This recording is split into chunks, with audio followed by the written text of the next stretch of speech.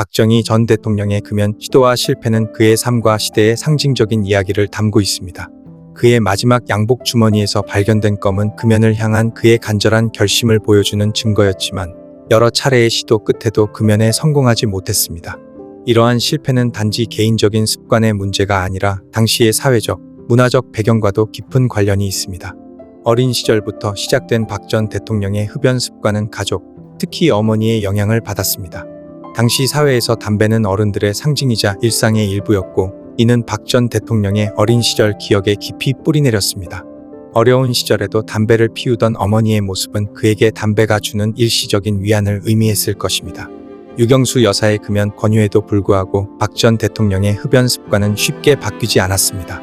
인기 드라마 수사반장의 배우 최불암과의 일화는 당시 대중문화가 사람들의 행동에 미친 영향을 잘 보여줍니다. 유경수 여사가 최불암에게 담배 피우는 장면을 줄여달라고 부탁한 것은 남편의 건강뿐만 아니라 국민들에게 미치는 영향을 고려한 조치가 아니었을까 하는 생각이 듭니다.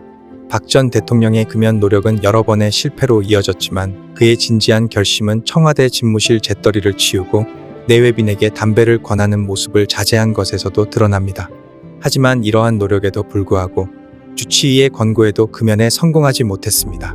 박 전 대통령의 금연 실패는 그의 개인적인 고뇌, 시대의 상황, 그리고 가족과의 관계가 얽혀있는 복잡한 문제를 보여줍니다. 금연을 결심하는 것은 개인의 건강을 위한 첫걸음이지만 실천으로 옮기는 것은 주변 환경, 사회적 분위기, 개인의 정신적 준비 상태가 조화를 이루어야 합니다. 박 전 대통령의 삶에서 담배와의 관계는 건강 문제를 넘어 개인적 스토리와 역사적 배경이 교차하는 지점에 있습니다. 그의 금연 시도와 실패는 개인의 약점을 나타내는 것이 아니라 그 시대를 살아가는 모든 이들의 삶에서 공감과 이해를 불러일으키는 인간적 면모를 보여줍니다.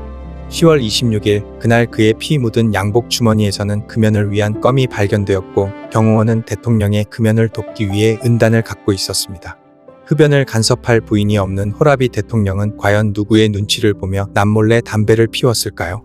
이는 박정희 전 대통령의 금연 여정이 단순한 개인의 문제가 아닌 그 시대의 문화와 정서, 가족 관계의 복잡성 속에서 이해해야 할 깊은 이야기임을 보여줍니다.